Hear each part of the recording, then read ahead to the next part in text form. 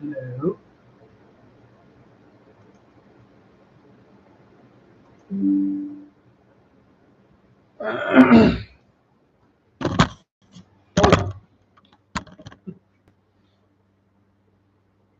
Nope, that's not working. So we're not going to do that.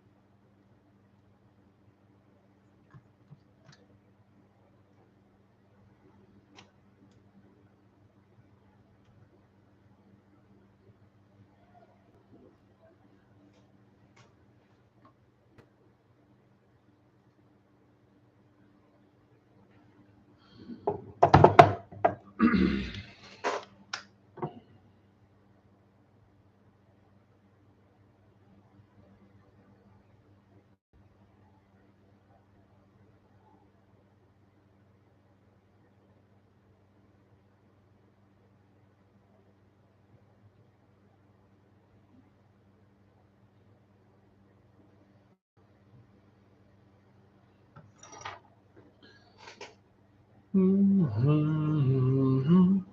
Mm-hmm.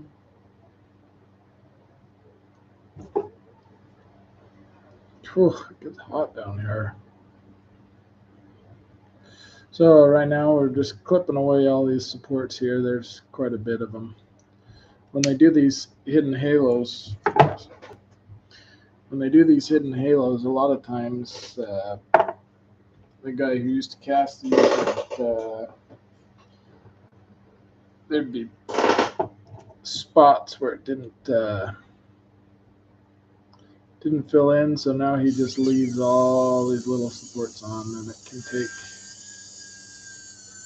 a little bit of care to get them all out without wrecking the ring. But I'd rather do that in the metal than have. A lot of times they'd go and clip these, and in the process they'd clip all my little prongs, and then I'd have to sit at the laser for a long time and put new prongs on them, and that's not something you ever want to do, is just sit there on a brand new ring and have to re-tip the whole thing, you know.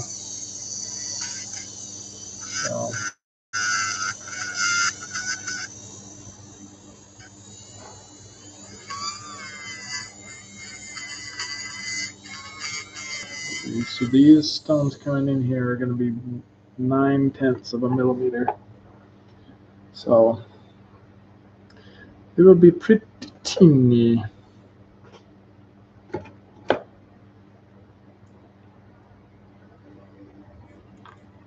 And these can be pretty painful if you stab yourself with these. These get pretty sharp. I'll bend all those away, like so.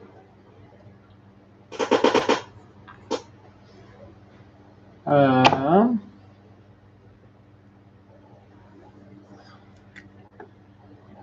then, actually, we're just going to clip these. Clipping is easier. Then you don't have to worry about maybe your burr running like it did on the top there. I missed a little spot, so there'll be one little touch up on the laser, but it's not a big deal. There we go. And that should free out that little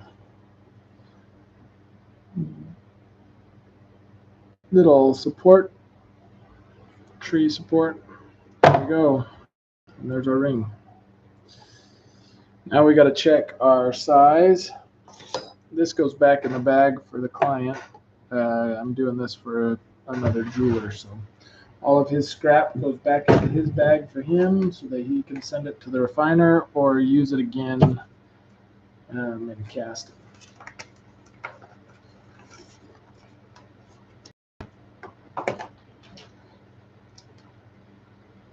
Let's see what she has to say. Kia.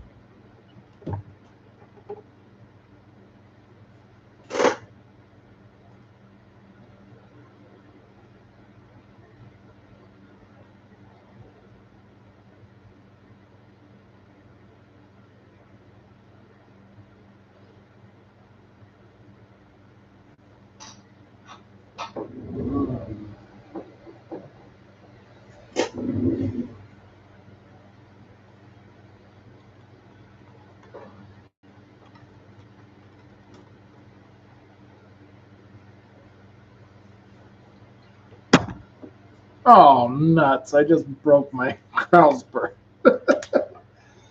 It's going to take a little bit of getting used to have the camera here. I want to go put it back on my little holder here, and I've got the camera post is in the way, and so it just broke the tip off. Bummer.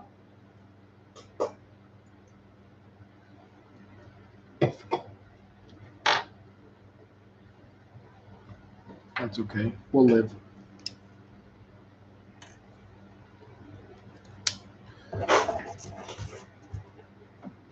So here we're going to clean out the inside of this.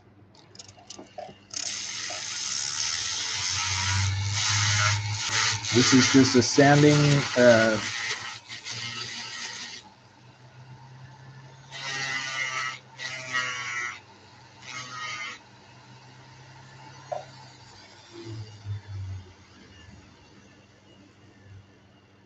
sandpaper roll at 350.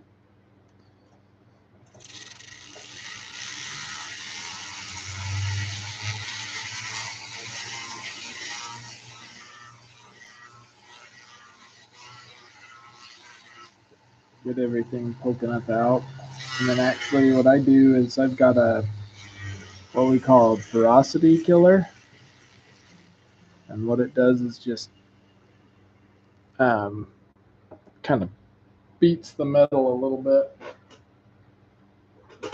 Should have made sure I had all my tools right where I want them. Instead I gotta, it'll take a little bit of getting used to here. Reaching around things.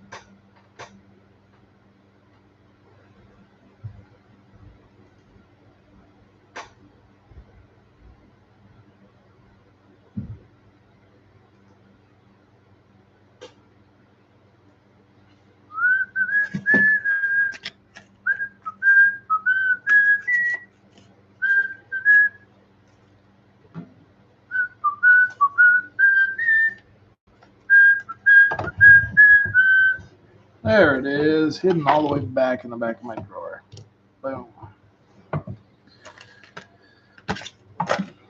So this guy right here, it's kind of almost squared, a little bit rounded on the edges. What this will do is this will just hit the metal and kind of beat it back into each other, compress it a little bit. So all of these little, they're little porosity spots. It'll kind of clear that up, make it nice and smooth.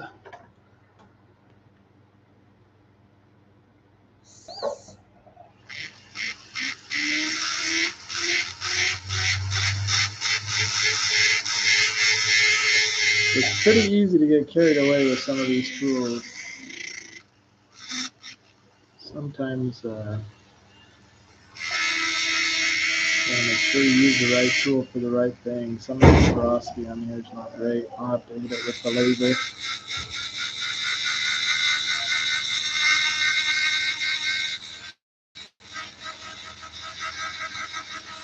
But some of it will be okay.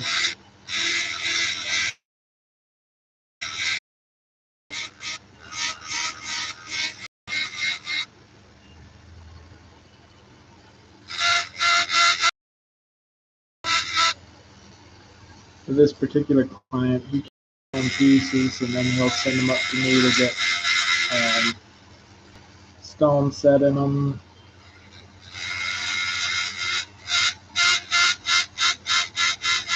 So he sends his own stones up.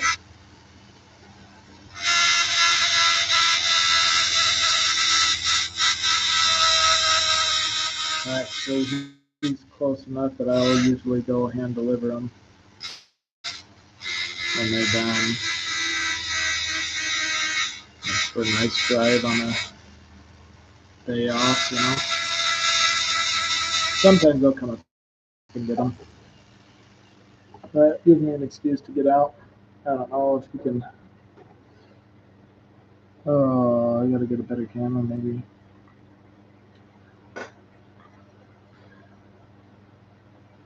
Anyways, I probably do some of this stuff backwards than other jewelers do. I like to set the stones and then do all the cleanup afterwards. I do some of the cleanup first, but most of it I'll do after I've set the stones in. Depending on, I mean, realistically, it depends on the ring, but something like this, I'll probably end up setting all these little stones in first.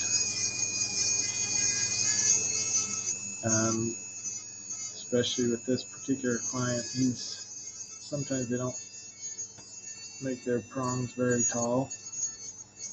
I like to make sure I've got enough prong height on there before I start polishing everything down.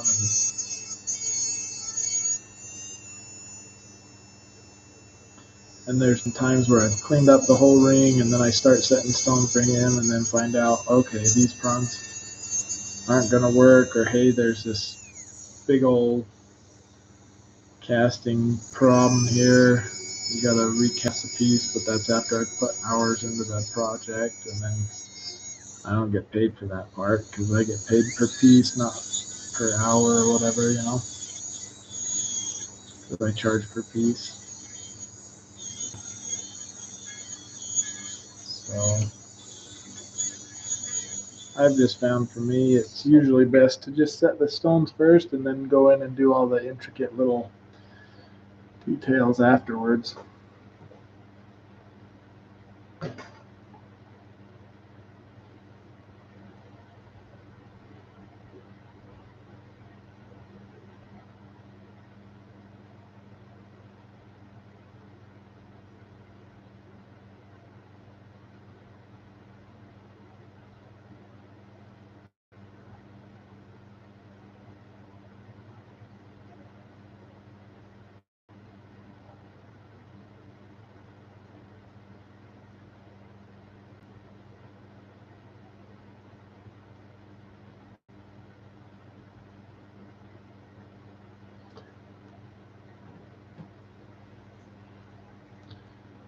Anyways, yeah, so that's kind of what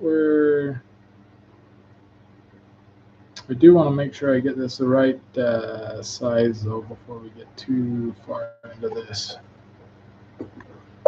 So, whoops. Clean up this a little bit more with this velocity cord. You can actually make one of these by just taking a ball burr or a burr that's broken and annealing it.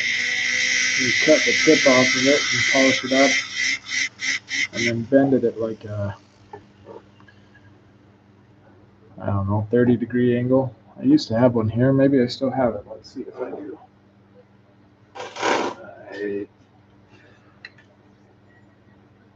Yeah, I do. Here we go. So this right here is another version of that. You can see where I've polished it at the end here. Maybe. I wonder if I pull that out of the way with that.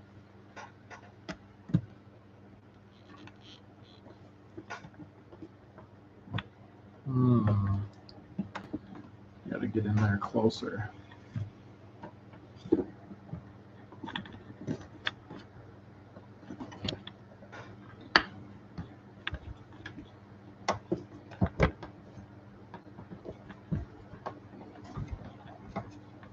Try not to make anyone sick here.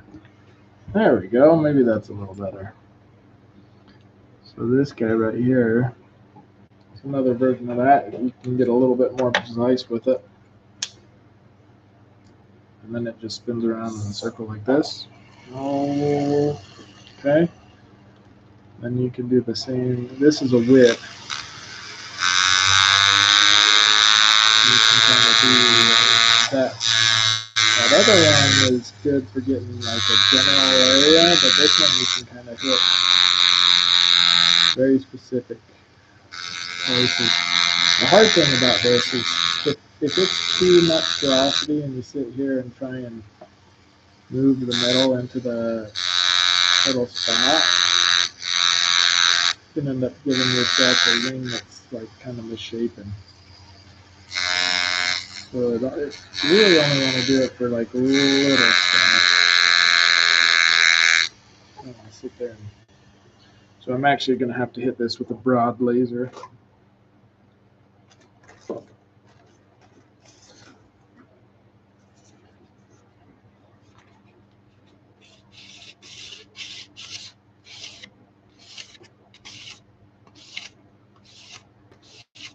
I don't know if my camera's good enough that you can see it, but they're still like, we've got some porosity up here.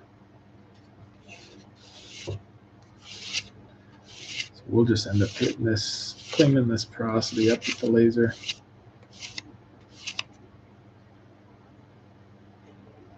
I just found a new caster. I'm really hoping that he's awesome because I have spent a lot of time in my career cleaning up porosity from different people, and I just am getting to the point where I really don't love doing it all the time, you know?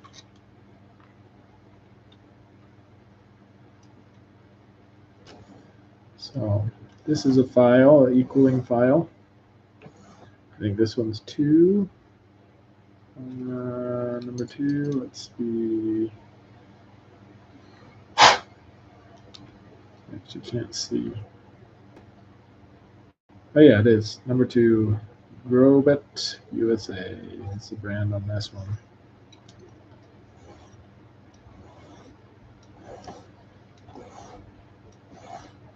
So this is me. I'm just cleaning up that little button on the back. Sprue, not button, sorry.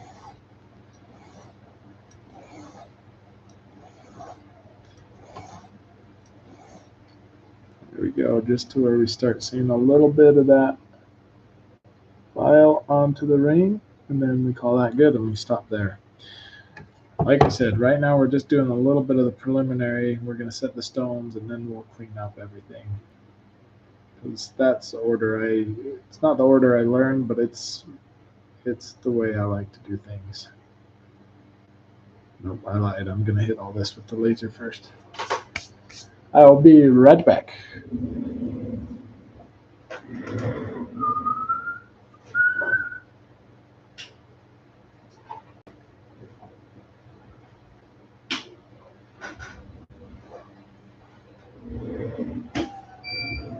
Sorry you don't get to see the laser, but I'll show you the results of it. So right here,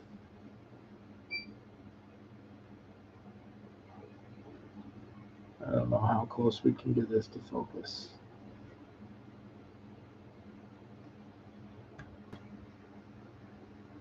Oh, it should focus pretty good. So I'll show you some of the stuff I'm talking about. So right here at the bottom, that's where I was filing. You can see where it just barely gets a little bit of that shine on it.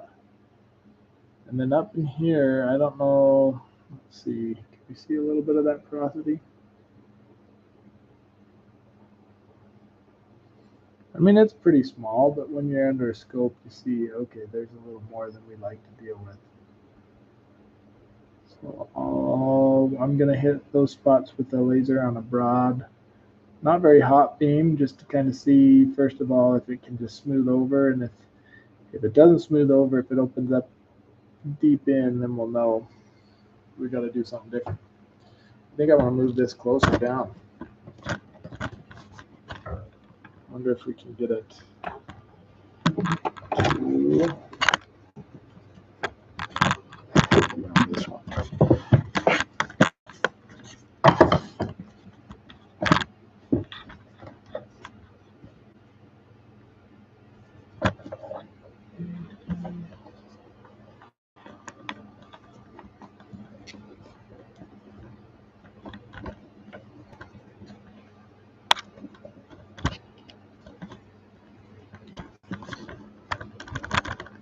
Shaking this thing like crazy. Sorry. Okay, here we go.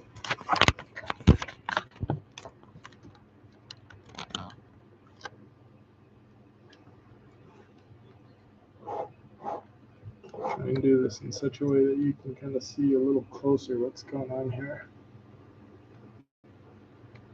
My hand's going to be in the way. My hand's going to be in the way.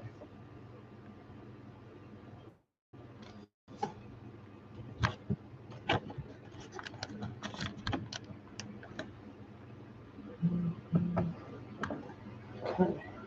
Here we go.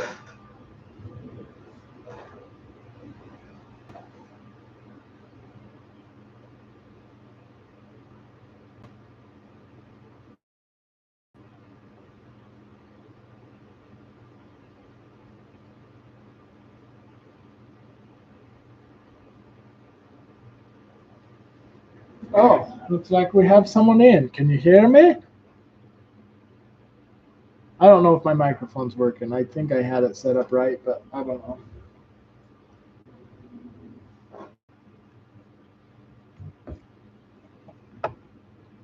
So, like I said, I'm gonna run over to the laser real quick. Awesome. I'm gonna do a few hits with the laser, and then I will be right back. So, I don't know if my camera. Well, maybe my camera will reach. If you want to see my back as I laser something. That little pad keeps on coming off on my. Let's see. No, not gonna reach.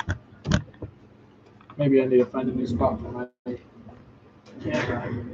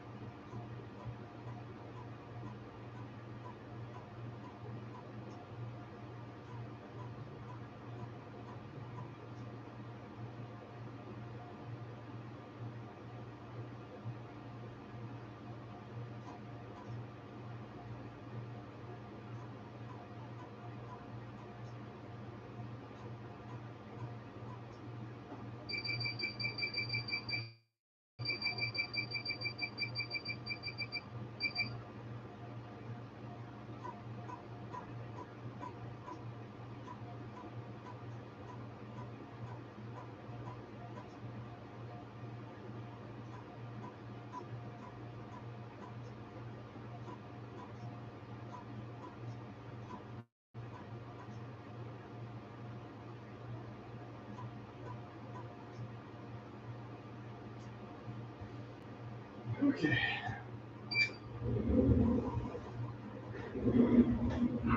So good news, after hitting it with the laser for a minute, looks like all that porosity is going to be okay.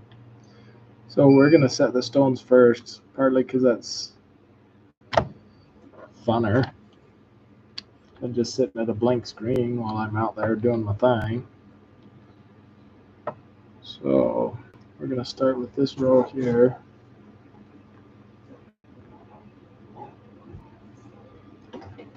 See if I can set it up in a way that you'd be able to see.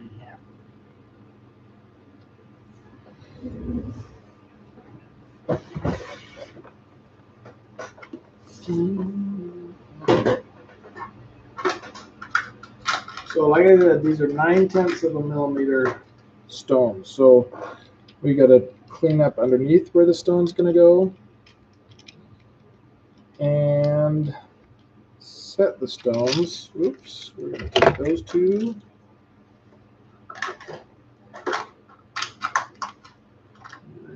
So I have some burrs here. So this is called a 90-degree burr. I don't know if you can see that. Let's see.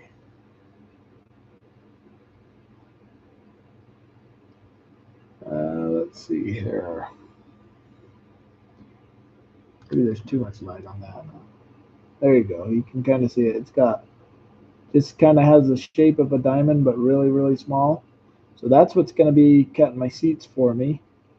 because all these little tiny diamonds have that same shape as a larger diamond, just super small.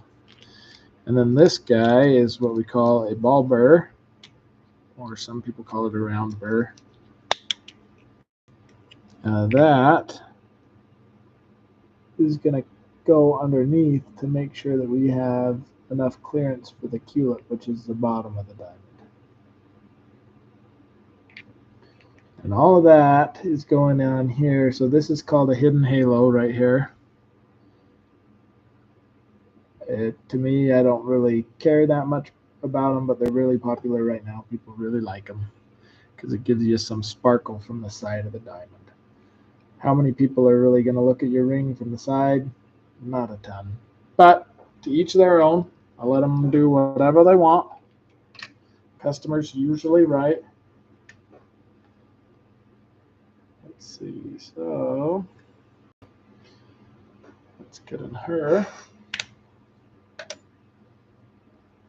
So I'm going to start with the ball burr.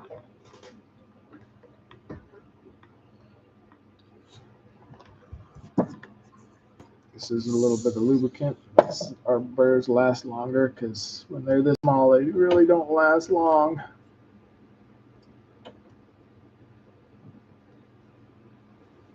And everything I do on this, I'm doing under a microscope. And I'm a little bit blind, so you gotta let me know if things are a little blurry for you on the video, because it's always blurry for me unless I put my glasses on, and I usually don't do that unless I'm not using scope for a minute.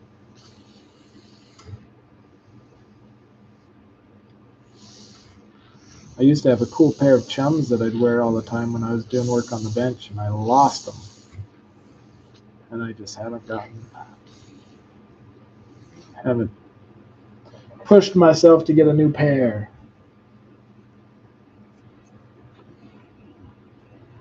So here we go. We've got our 4 little relief holes underneath. Like I said, these are for the culets. So that's with that part. And then now we'll cut our seats for the diamonds. This is using that 90-degree burr we talked about. I don't know. You can kind of see it there. But it's, like I said, these are small stones going in here. So, and we just,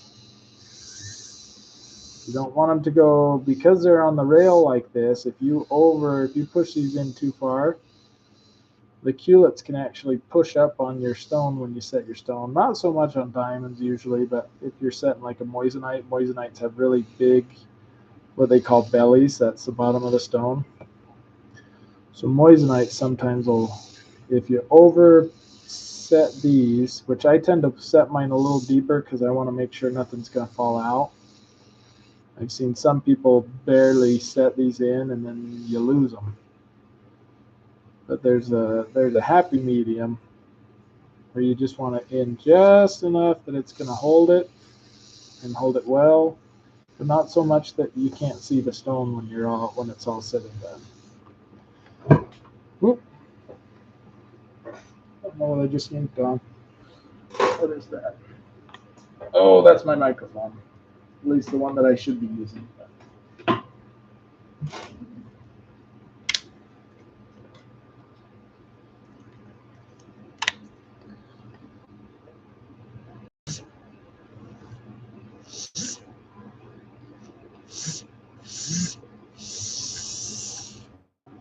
There we go. Now we've got some seats cut in there. It looks no different for you. So it looks exactly the same, but I promise there's some seats cut there. They're just so small that you're not going to see much. Pretty much all you're going to see is me talking about things. Right here, though, I've got a little burnisher. So I'm going to burnish around where those stones are going so that it's nice and bright around my diamonds. But first, I'm going to polish this burnisher up just a bit.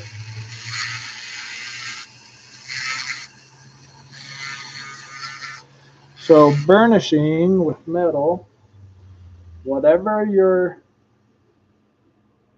metal is that you're burnishing with. So this is tool steel, so it's going to be harder than my gold. Whatever finish I have on this is going to transfer onto here. So that's all burnishing is I'm matching. Hey, what you call it? How you doing? So whatever this finish is on here is going to be onto here, and that's what happens as you burnish. So because I'm in such a tight spot, we're just going to do a little scoop, a happy little scoop, and do another scoop here. And essentially what this is doing is almost giving it like that bright cut look.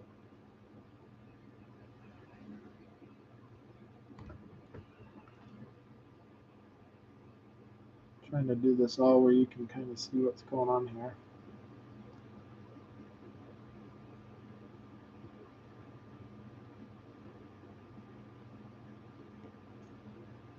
Okay, now if you can kind of see, we'll show you a good example here at the top.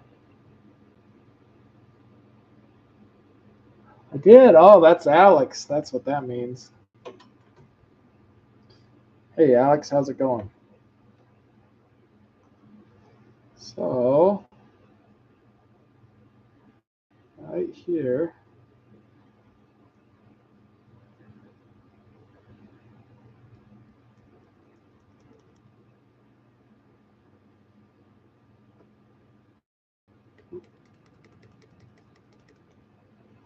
see if we can kind of see the results of that.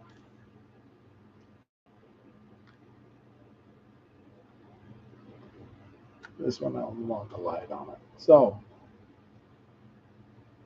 kind of looks darker, but really what that is the light. Oh, there we go. So you got a little bit of that light reflecting on there. And we should get that around the diamonds as well. There. Now when I go underneath here, I like to put a texture underneath these because I think it looks cooler than just trying to do a little bright under there. So what I do is I'll get like a half a millimeter ball burr, and then I'll do a little bit of texture underneath. We'll get there in a second. So now that we've got some seats cut, let's see if we get some of these diamonds measured out, ready to set. I'm going to move the camera here for a second, so I apologize for all the shakiness here. Move all my tools out of the way.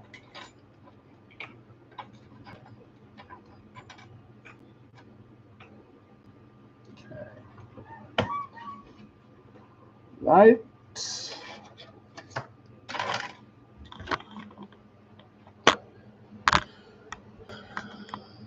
Okay, so that's my headset case. This is a steel block. I use it for all sorts of things, but today we're going to use it to lay these diamonds out.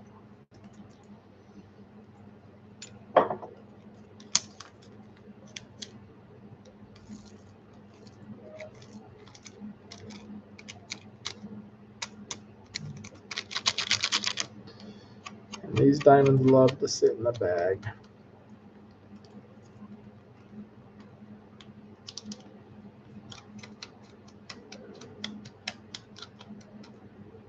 There we go. That's most of them. There's one still in there, but that's okay.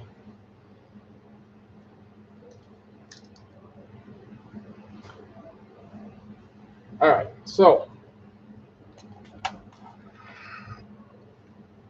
that's calipers, digital calipers. Digital because what makes them digital is I don't have to sit there and count numbers or look real closely at it. It's going to tell me exactly what everything is. So on these, we've got to get, let's see if I can slide this over that way. There we go. Get my scope out of the way. So this is what you'd call like hydrating your stones.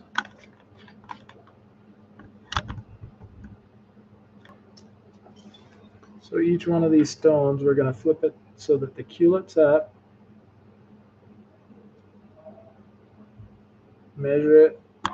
Whoop, whoop. So that one's 0.93, okay? So when I set these, this ring is made for 9 pointers. That's a 0.95. So that is going to be on my slightly bigger pile. 8.4 will go on my slightly smaller pile. So, and in fact, I'll do this so we can kind of see how this evens out. So we have a minus, plus, and this one's right on.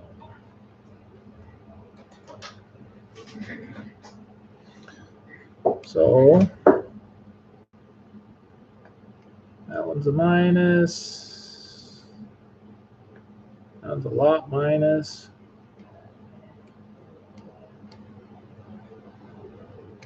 That one's right on. That one's a plus.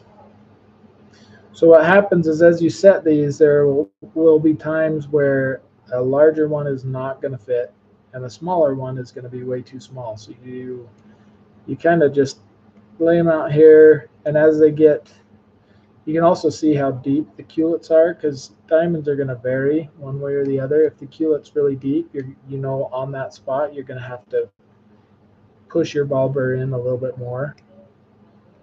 And if it's in a place where you just can't do that, then you use one of these smaller ones. This one we're going to call just slightly smaller, because that's at 0.88, so that's only 0.02 smaller than what we want. That one's too big, or on the bigger side. That one's on the smaller side. That one's right on. That one's right on. Now, the other thing you can do is you can just cut your seats and then just start putting them in there. But the problem I'd faced with that is if you get one that's too big and you're like, oh, all my seats are too small. So then you go through and you'll recut all your seats and find out, oh, actually, I just grabbed a stone that shouldn't have been there. For instance, this one right here that is in with these is a 1 millimeter. So that's too big to fit into, that's too big. We don't want that stone, is what I'm saying. 8.2, that's almost too small, okay? I don't really like how small that is. So they might have to, they send up their stones, but we might have to have them send us some more, because I know that they didn't high grade them before they sent me. Some places will, some places won't. I know the person who sends this up to me, they just kind of put them in a bag and say good luck. And usually they give me extra, but it does not look like they gave me extra this time. I might have some of their stones here, though. I'll go through and look. That's another really small one. Okay. This little guy here is called a wax stick. It's they used to use beeswax. Now, if you know somewhere where you can get beeswax, you can use beeswax, but this is assimilated beeswax, whatever that means. That's what I've got there.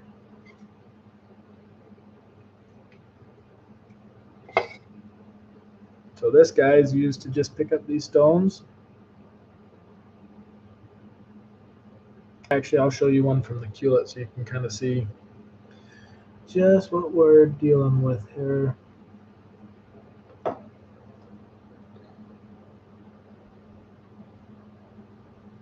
So that's our stone. That's the underside of it.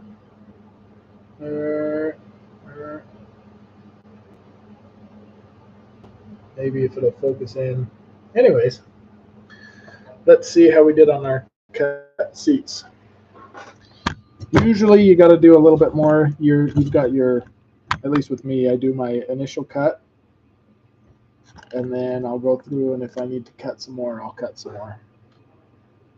But it's always better to cut to not enough than too much, because if you cut too much, it can be a pain in the butt to get it to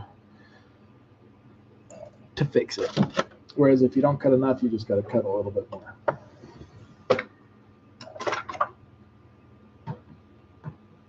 Let's see. This right here is a beading tool. See if I got the right size of bead in there. That one's too small. That one is a 4, so we're going to want like a 5 or a 6.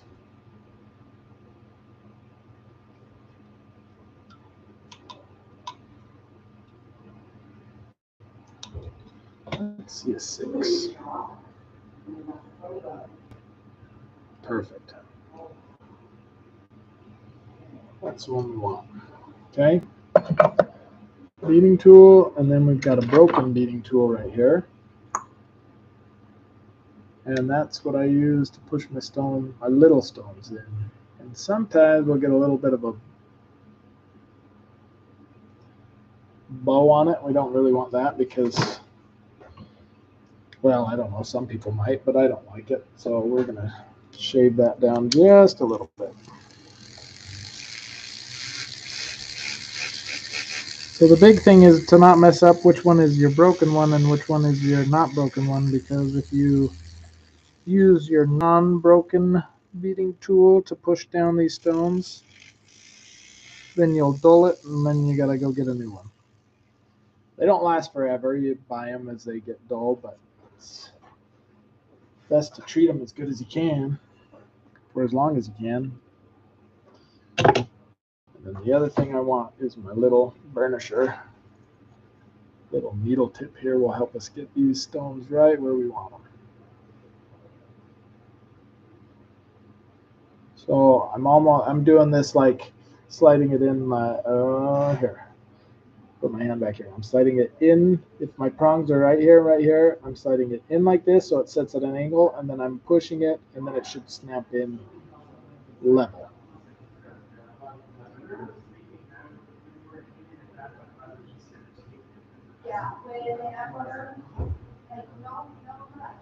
We're going to cut that a little bit more.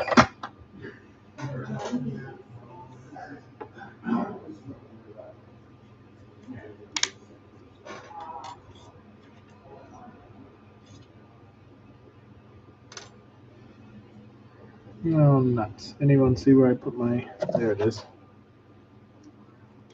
90.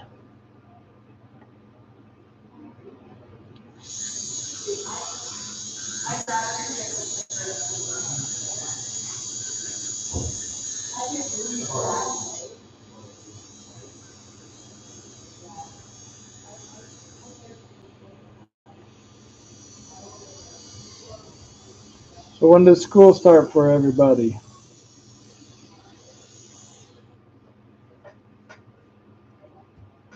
Now I'm going to blow on that for good luck.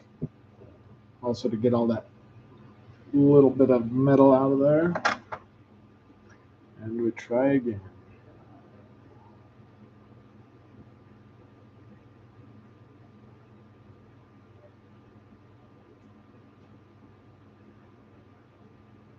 Perfect.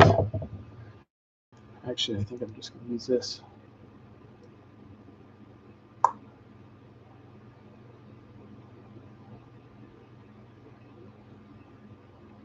There we go. Number 1.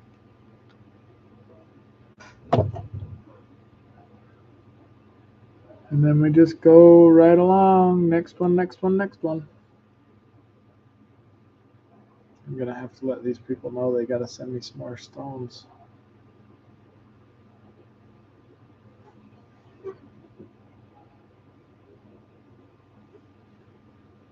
There is, so this is the middle. So right here in the middle, I'm actually going to put one of the bigger stones, the one that measured just slightly bigger in here. Just because I think aesthetically that'll look a little bit better than having a smaller one right in the middle. That's the other thing. So as you measure, if you measure all your stones and know what sizes they are, you can kind of plan out where they're going to set. It's going to make everything look better.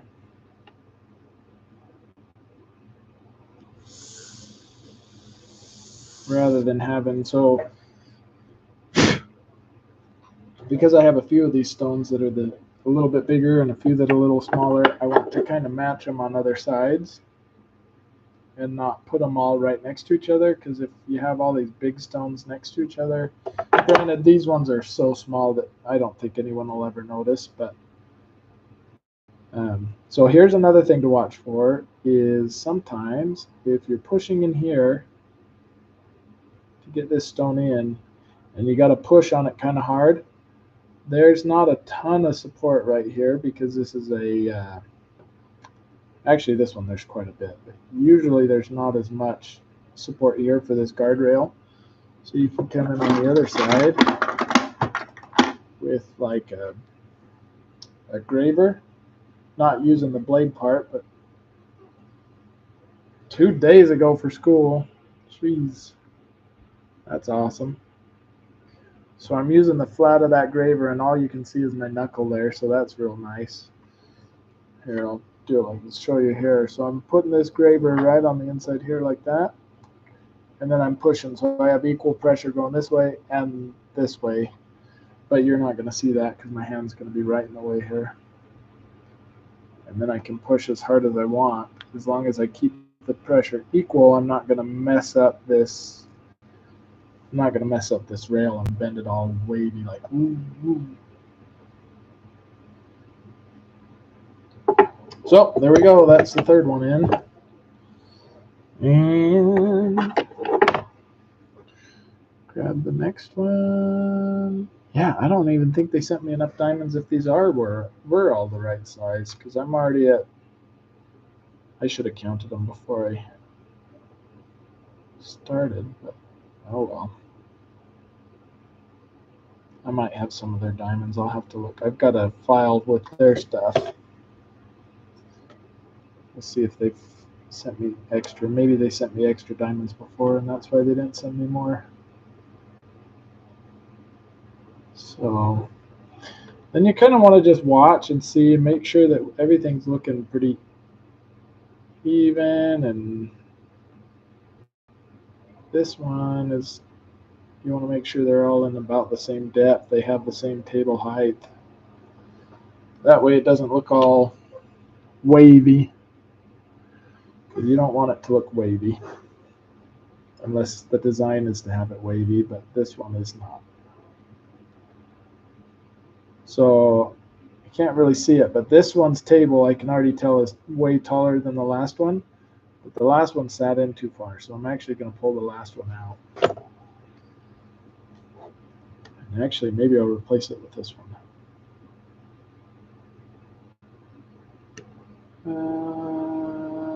No, we'll keep this one here. That looks good.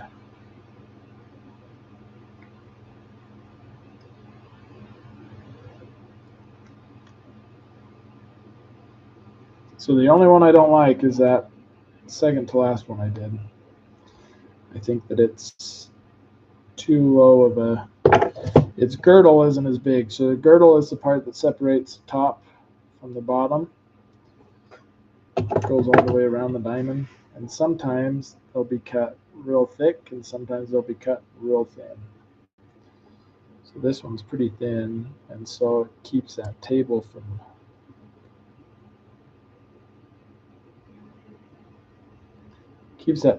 sitting up as high as these other ones do. So we can just fix that by simply, easier said than done, pulling this one out.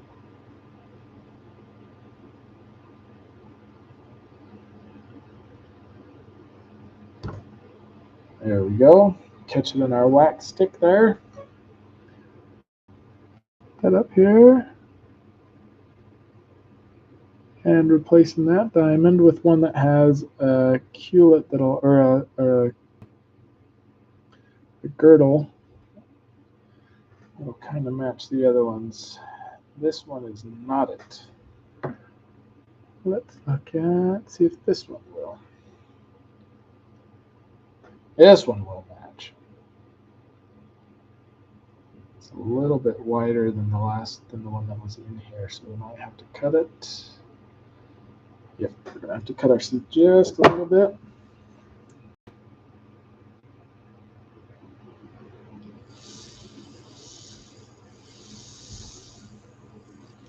So that's why you gotta cut your seats pretty even too, because if you cut your seats at an angle, your diamonds are gonna sit at an angle, and you don't want that. You want everything when it's all said and done to sit nice and straight. See if I can do this without getting away here.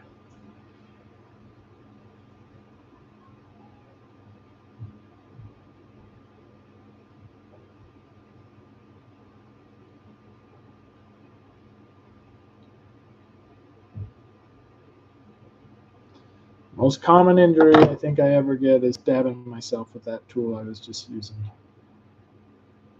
Because if I put too much pressure in the wrong spot and it slips, it'll stab into myself. It doesn't feel great. I don't recommend it. Okay. So now what we're going to do is we're going to push these beads in toward each other and then kind of round them out a little bit.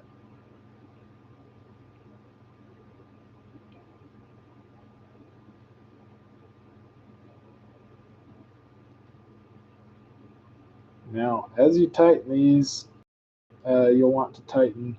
There's rules and then there's exception to the rules. I find this one's kind of one of the exceptions to the rule. I'll usually go zigzag so the pressure stays even all the way across. But on this one, I like to push the bottom in first.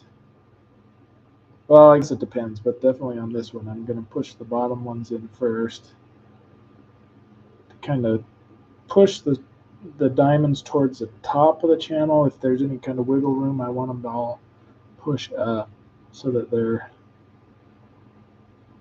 not down by the bottom. I want them seen a little bit better.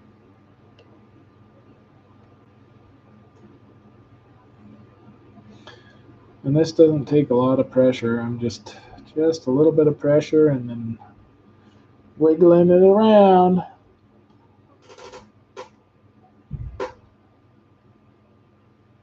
Yeah, it can be painful if you ever stab yourself. Although the worst one I had was these saw blades that you use. One of them broke because I was sizing a ring back when I was an apprentice, and it broke as I was bringing the saw. So you cut down like this. I'll show you this saw here. Oh, I've got a broken blade on here already. So it's this guy right here. And this was probably the most painful injury I've had. But I was sizing a ring, cutting like this, on my bench pin, going. You can't really see. I'll do it right-handed. So I was holding the ring like this and cutting like this, and it broke when I went like this, and I was on my up, bringing it back up, and this part stabbed in my thumb right here, and came out right above my nail right there. And my first reaction was, ah! And I went to pull it out, but all the teeth are facing down. So as I went to pull it out, they like caught, and I was like, ah! So I had to one-handed go like this, pull this out like this, and then I had to grab it with pliers and yank it through that way so that all the teeth were not cutting more into my skin. That was exciting. Because yeah, that's like a little needle with teeth on it. That was fun. That was a fun day.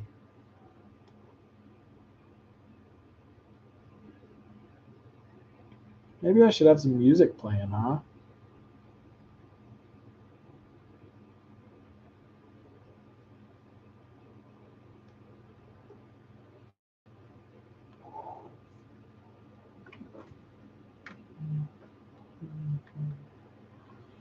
So now I'm going on the top and pushing the top over. You're going to see my hand here for a minute.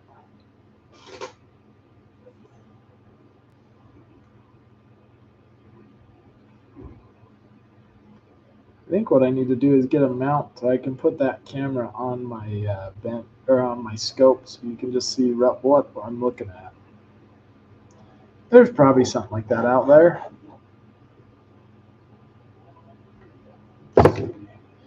This one's a little bit crooked, so I'm going to make sure that we can straighten it out. There we go.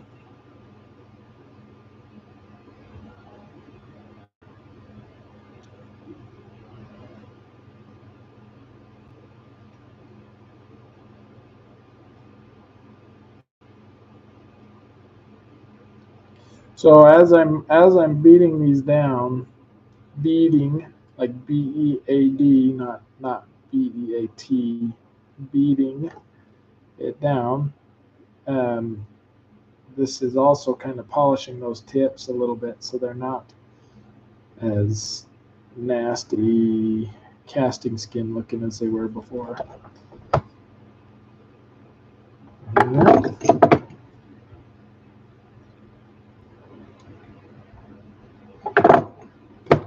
Push this one just a little bit this way.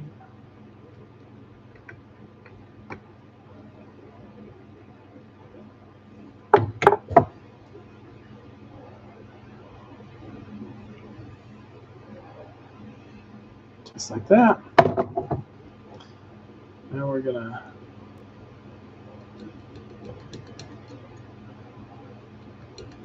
make this look all fancy from the top.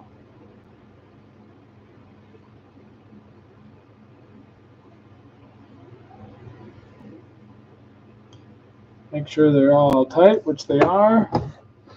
And there we have it. We've got a row of, let's see, maybe I'll get it closer here. I have to go clean it too because some of that wax is there.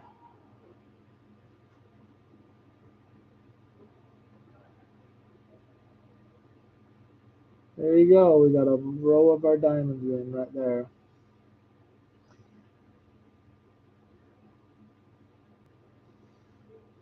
So one side down, 3 to go. This side will only have 3, but this one has, what was it, 5? 5. So I'm going to go steam this off and make sure that we're not missing anything, and I will be right back.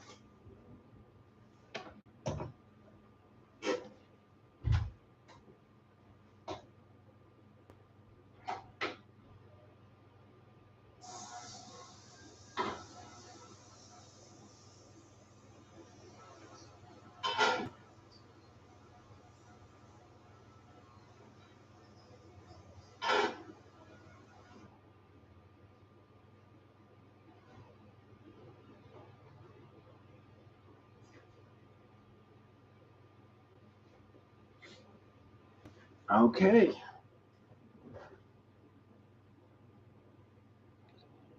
Well, just like that. One row. And actually, so this ring, you'll have that. And then let me grab the diamond. We can look at this diamond. We have a 2-carat radiant. So radiant shape is like an emerald shape, except for instead of being step cut. So emeralds are step cut to kind of show off a little bit of the cleanness and the color. This is actually, it has like a brilliant cut on it, so it's more sparkly. Now, if you go to diamond dealers, they'll always hold their diamonds in tweezers. I'm not a diamond dealer, I'm a jeweler, so I am okay with doing this. I don't care. I shouldn't say I don't care. I don't mind picking them up with my fingers because it's not going to be pretty as I'm working on it because it'll get oil on it like that. Won't look as nice. But that guy will set right in here. Should have checked that before because there's been a few times they've sent me the wrong size. But that'll set right in there like that. There we go.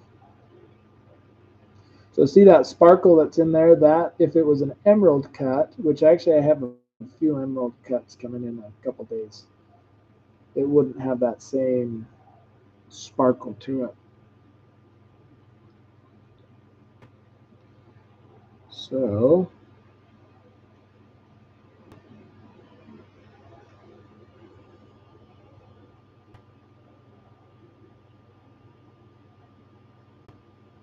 looks like we need to push down our prongs a little bit more, but we'll wait to do the final.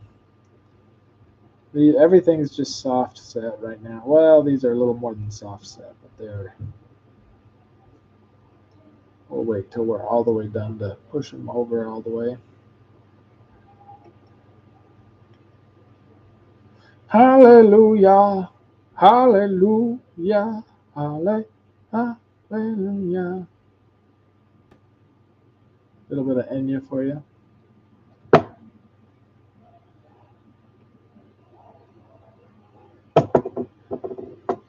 Anyways, that's your center stone going in there. So like I said, 2 carat radiant. But before we set that one, we got to finish. So we've got that 1 row in. We got to set this opposite side and then the 2 other ones. Yeah, it is pretty. So this one I think is a lab grown. This was a lab grown diamond. So it's the same as a natural diamond, except for it's mined, or it's not mined. Natural diamonds are mined. Lab growns are grown in a lab. Oh, 3 viewers. Hey, everybody. Welcome to the shop. I just sit here and set stones, and we can talk about whatever you want. Within reason. Within reason. All right, so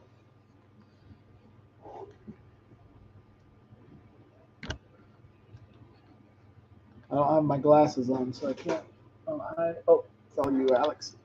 Let's see. We'll start on the same process as the other side here. 1, 2, 3, 4, 5. Actually, I better see if I have other diamonds. They might have not sent me enough. I'll be right back.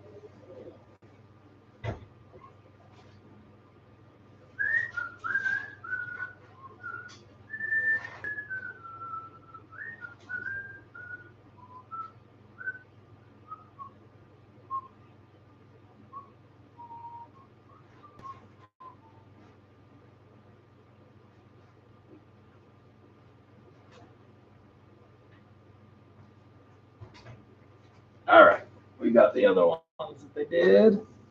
Oh, thanks for whatever those are, little floaty hearts. I don't know much about this YouTube stuff. Okay, these, we have some more little diamonds in my little baggie. Let's see if these are the right size. These look like they might be.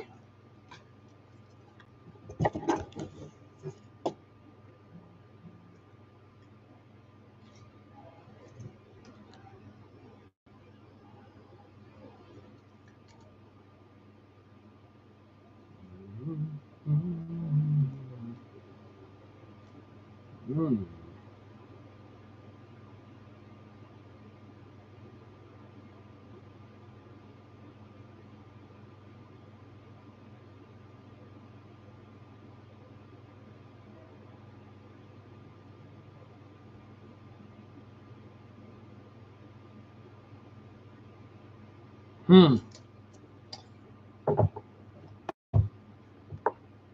don't know what to say about Jewelers Mutual right now. So I have an insurance claim going out, and they are very slow to get back to me.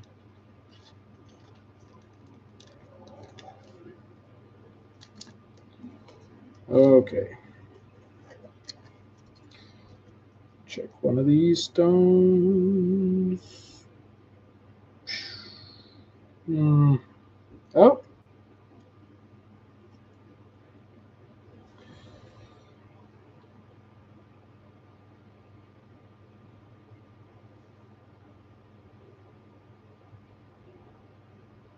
Boom. Yep, these are the right size. So we're going to pull some of these out. And we'll high grade those. Switch you back up here.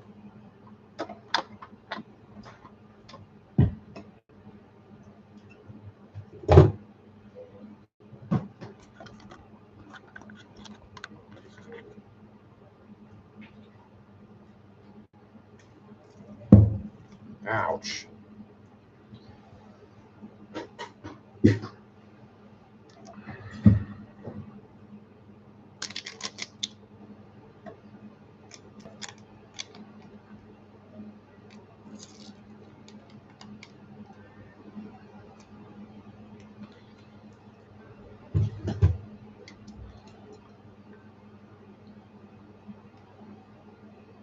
Too big.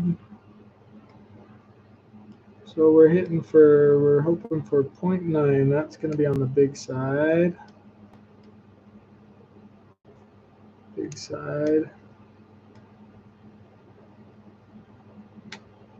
Big side. All of these are probably supposed to be, oh, there's one. That'll be good.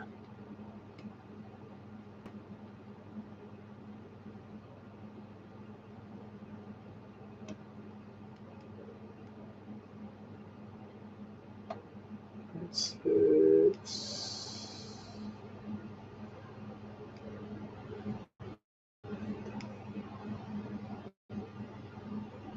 That's going to be good. So really a lot of being a jeweler and setting stones and stuff is just patience and taking your time with things.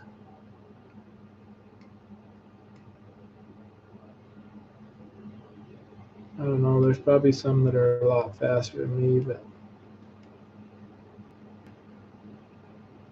and I'm not saying they don't do it right, because some of them are fast and do it right. Some of them just do it fast to get it over with. And I've worked with a lot of people like that just all they're doing is trying to get done as quick as they can and move on, which you know, you get faster as you do it, and it definitely makes it harder when you're on a video trying to record it at the same time. Should have probably chose something that was a little more exciting for the first one, like a ring sizing where there's fire involved. Well, that's okay. I had plenty of time to do all sorts of fun stuff on here, and this is the one that has to be done soonest. So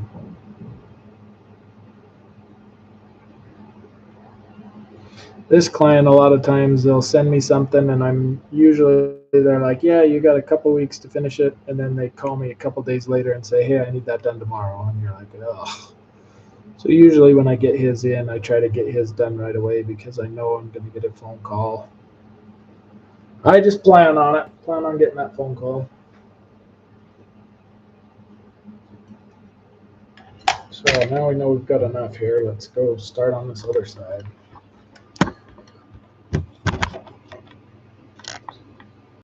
Boom.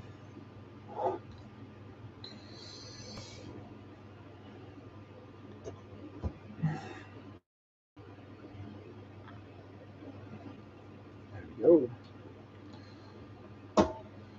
Hallelujah.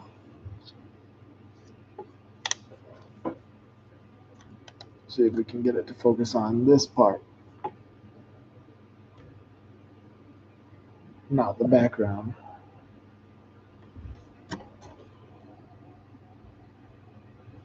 Ooh, if I could get it to stay right there, maybe that'd be better.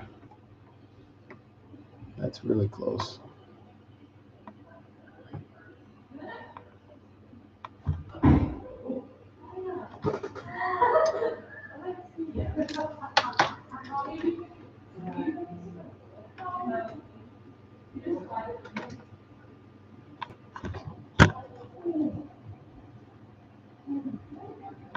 See if I hold it really close, how bad that's going to be.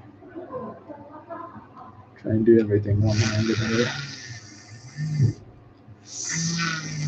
There we go.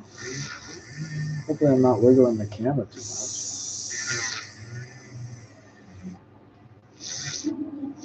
Got all that gold flaking off.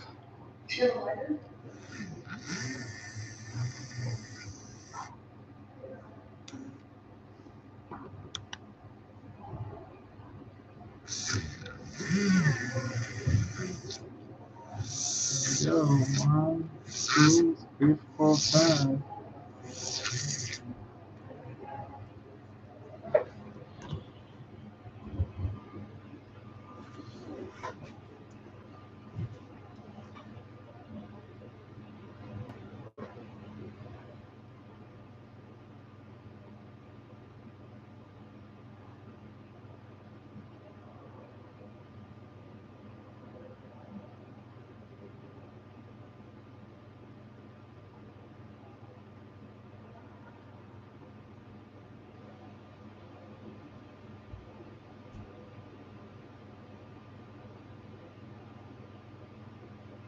Oh no!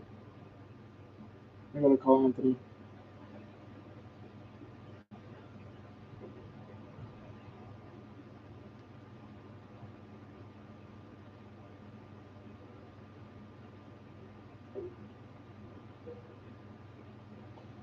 Yep. I'm gonna be on a phone call for a minute, so you guys get to hear a one-sided phone call.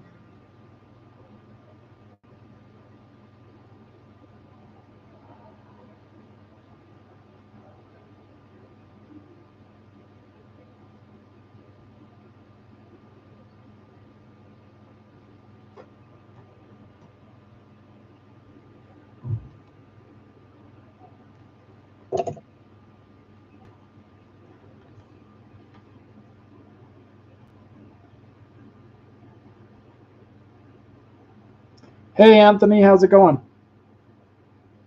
Good. Hey, I just wanted to make sure, so I wouldn't get rid of that other design because they're gonna choose between the two.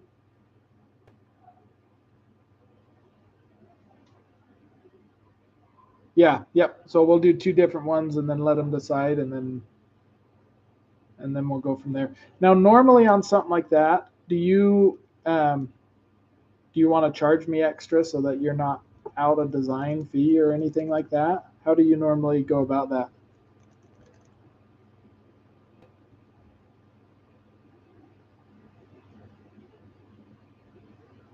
Okay, awesome. Well, if it ever gets to be too much, let me know that I'm abusing it so that I don't, because, okay. Yeah, that's on my side. Yeah, I appreciate you being like that because the last guy I worked with was hard to work with. So I appreciate you being like that.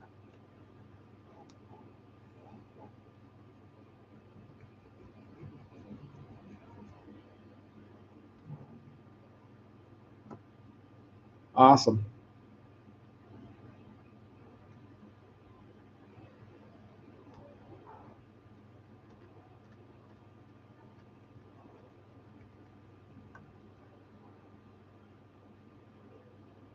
Awesome. Okay, we'll do. And then I'll show them the two different ones and they can make a choice. And hopefully we should have I'm hoping I have a go ahead by the end of the week. So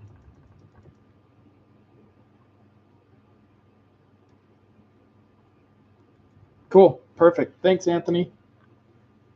All right. Bye.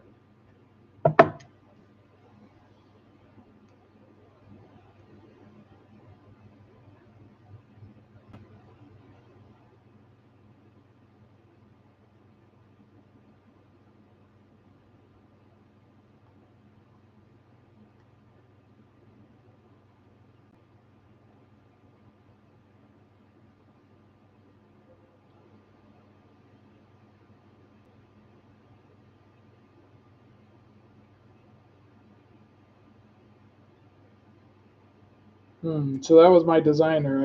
I'm trying out a new designer. I had a guy I worked with for a long time, but he'd get real angry if people not angry. I guess I shouldn't say angry, but just didn't like making changes a lot, and it would take him a long time to do it. And if a client wanted to see two options, he was like, "Well, no, I'm not going to do that unless you charge them a ton extra and all this stuff." But this new company I'm working with, they have been awesome so far. I'm waiting to get a couple different projects done through them before I make the final switch over. But because I got to see how their design quality is wonderful. I love their design quality, but I got to see how their finished product. Because in the end, you can make anything look good. What really matters is that the final piece looks good. You know, you can make a computer image look good, but if they send me something that's just horrible, it's not going to be great. But I'm hopeful. They've been really good to work with so far. See, like right there, there's some porosity right there. I don't know if you can see that. We'll have to hit that with a laser. Oh, wrong way, wrong way. Yay. My goodness, why is it so hard to move a camera the right direction? I don't know if you can see that, right? Well, now I can't see it. Point at it. Right there. Now I can see where it is. Let's focus in on that camera.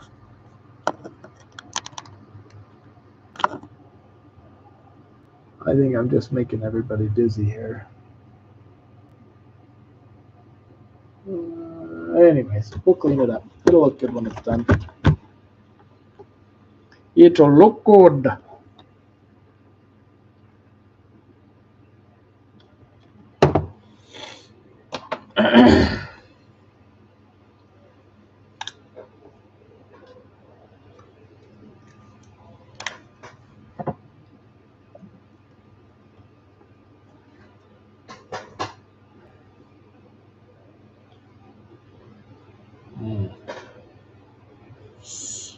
I like that.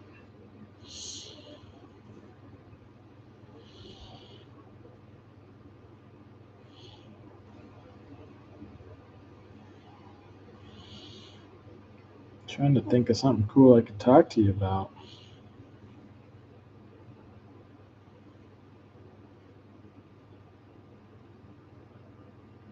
Oh, how about I tell you about the first time I met my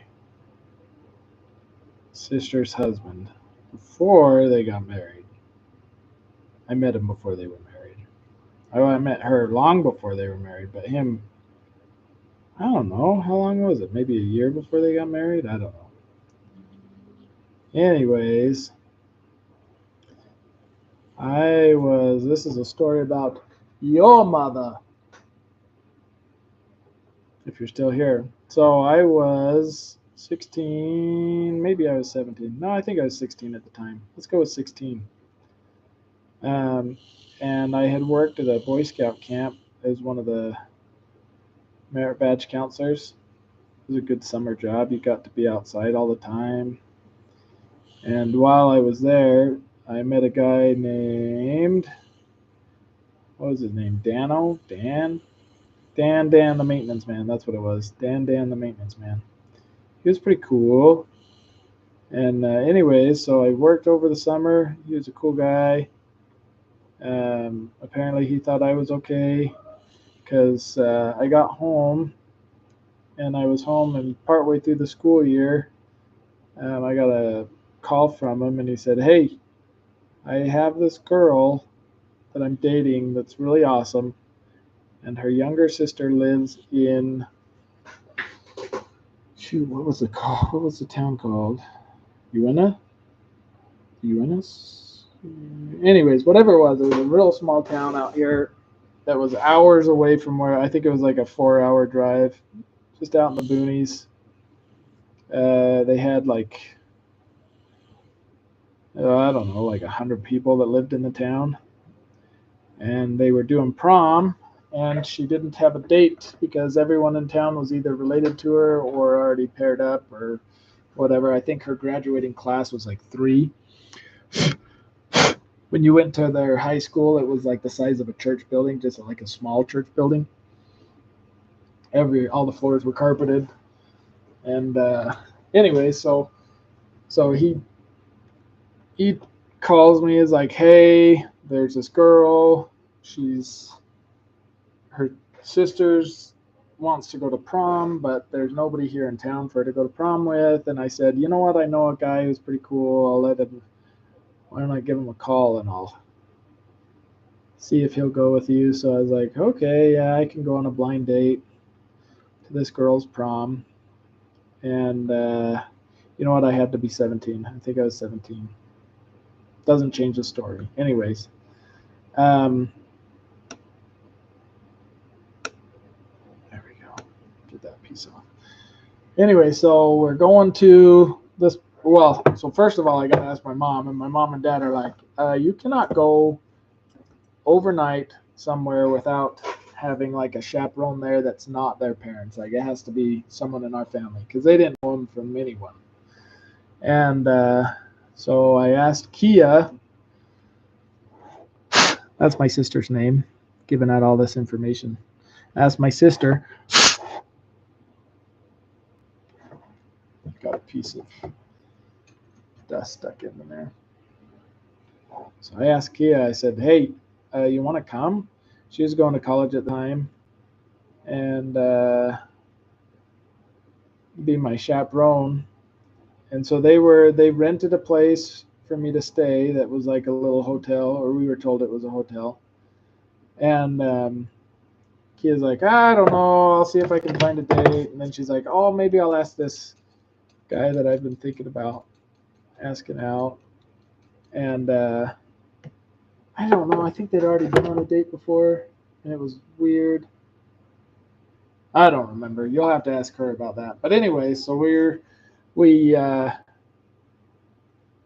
agreed to go in, and there was this site that it was like a rate people site.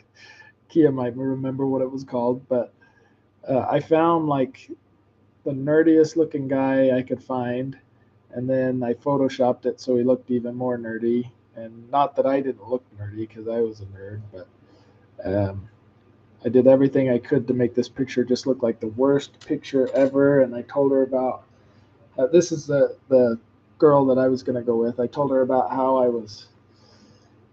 I don't know, I just thought of all the things that you could think of at the time that wouldn't be cool to be into as a 17-year-old. And I told her about all these Star Trek and all sorts of stuff. And found out later, apparently I made her like cry because she was so worried about this date. And I felt a little bad about that. But then I sent her an actual picture of me and told her, actually, well, it'll be awesome. We'll have fun.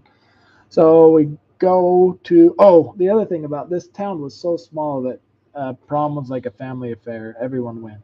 So you'd go to prom and your parents would be there and your little sisters or brothers, or so pretty much it was like a family dance is what it was. So that was kind of cool.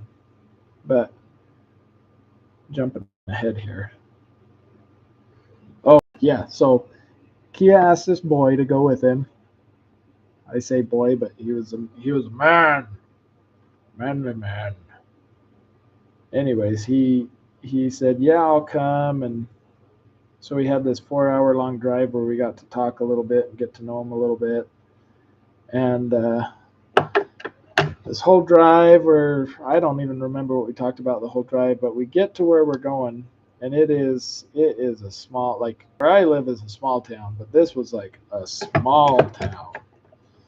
And we go to where the hotel is, and it's like a house, and there's a sign on the front door that says, if you've pre-registered a room, grab the name or grab the key with the name on it. If you're wanting to rent a room, this is the price, and just grab a key and we'll collect from you later. So I was like, oh, okay. So they had one there with my name on it. So we grabbed the key, and then it had signs like, go over here, and we passed like this chicken coop on the way in. And has us go around to the front of the chicken coop. It's not a chicken coop. That's like the hotel. So it used to be a chicken coop, and then they changed it into this little tiny hotel room. There's 4 rooms, I think, in it, just lined up next to each other. And right next to it was a llama chained up just on a chain. That was kind of cool, just a llama sitting there. And anyway, so we get there and we're like, okay, this is cool. And then we go to head over to the family's house because that's where Kia was going to stay. Me and Lem were going to stay in. I'm just giving everyone's names away here. Me and Lem were going to stay in that place while Kia stayed in the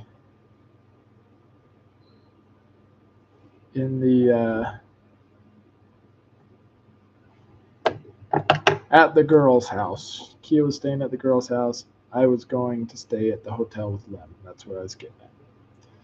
So, anyways, we go over there. We meet him. We talk for a little bit, and then we break to get ready. I don't remember the whole order of things.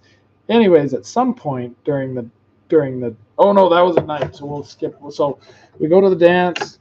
Dance was fun. We play around. I stepped on this girl's dress like 100 times because her dress was really like flowy, and I couldn't not step on it. And so there was that. But we did like a bunch of line dances. We did a bunch of cool things, just dance the night away. And it seemed like Kia and Lem had a pretty good time. And then comes time for the way home, and we're driving.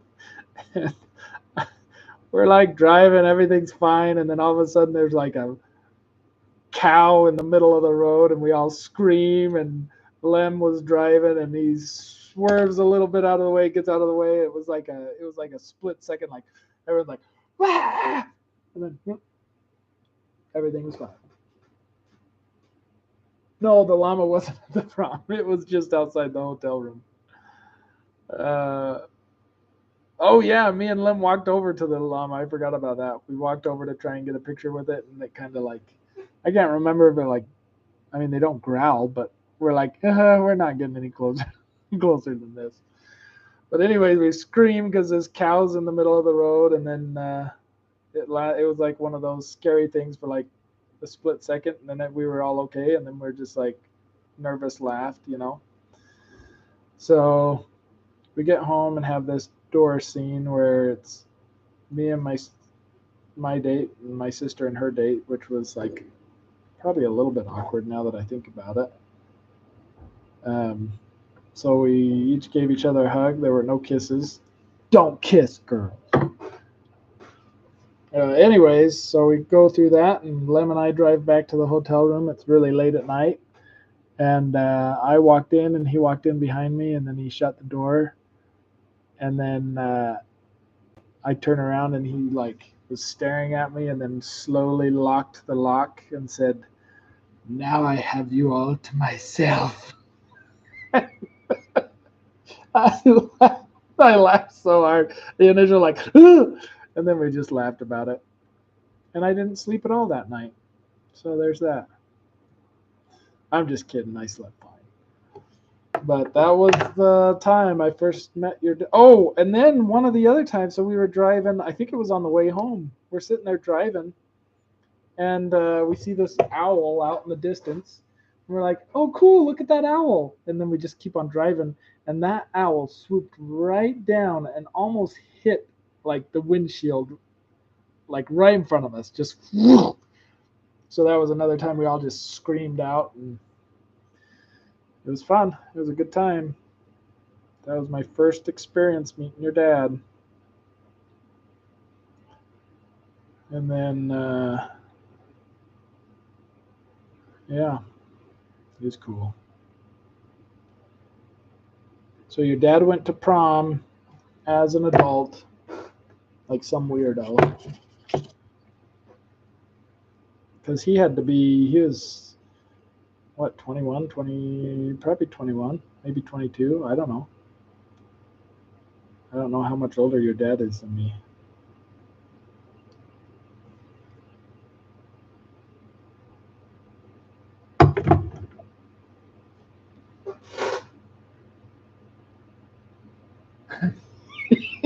Yeah, there's a lot of screaming in that story.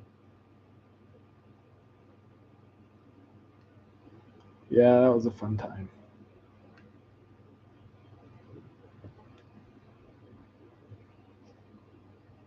And you know what? That girl was real cute and really awesome.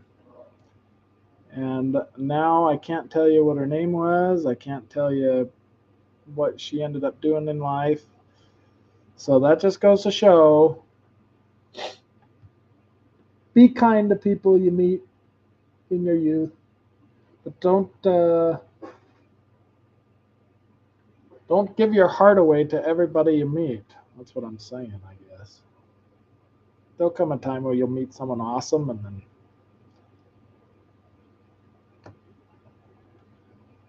yeah, we had cows. There was an owl. Yeah, llama. That was the first time I'd seen a llama in person.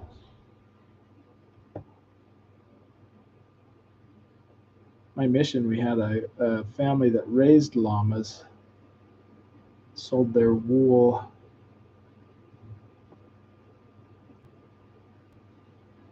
And I didn't go anywhere crazy. That was in Washington State. Well, I guess I shouldn't say not crazy. I didn't go anywhere. Well, no, Washington's kind of foreign too.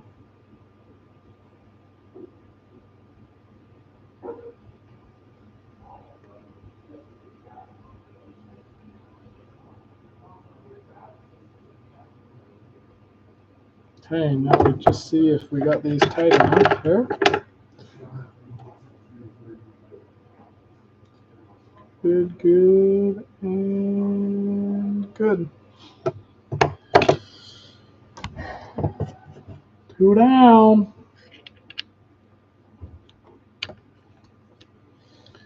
Yeah, I do remember on that drive there was this place that was like a sheer drop on either side. It's kind of a scary road.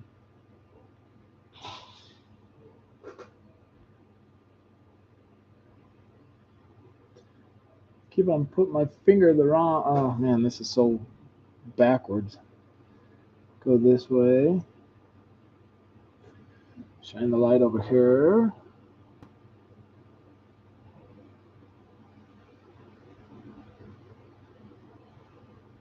There we go. You can kind of see the glitter there.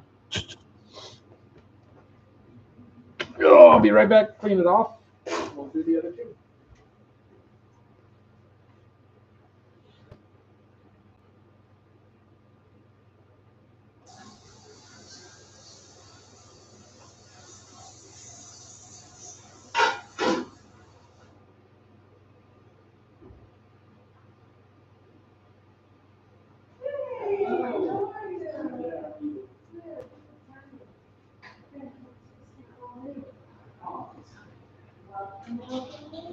Oh, oh, oh.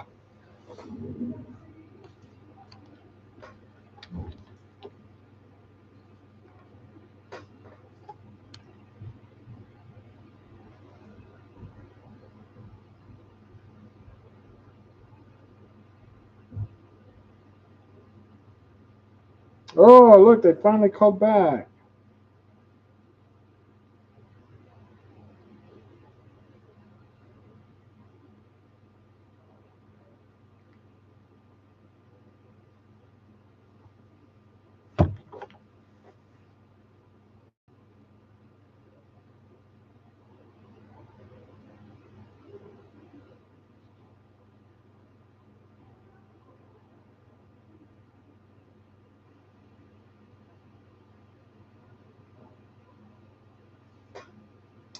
All right, well, that might be all I show today. I'll do a video of the finished thing, but I got to do some more paperwork for. I've got a client that has a. Oh, maybe I'll go live later today and finish. I'll finish this part. Maybe I'll go live for the center stone. I don't know. Anyways, thanks, Alex, and it was good talking to you. Feel free to give me pointers, and we'll see you next time.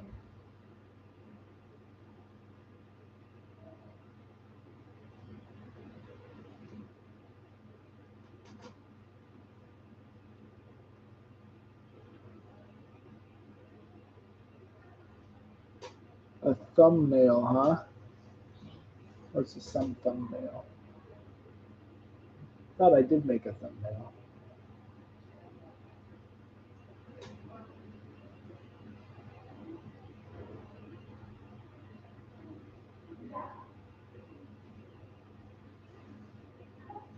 Like this? Just kidding.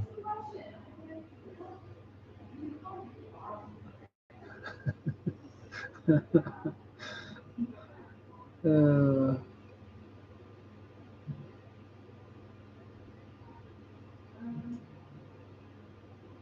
Oh, let me grab my glasses. Okay.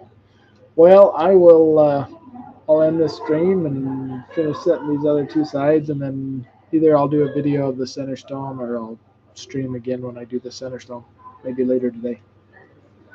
Thank you very much.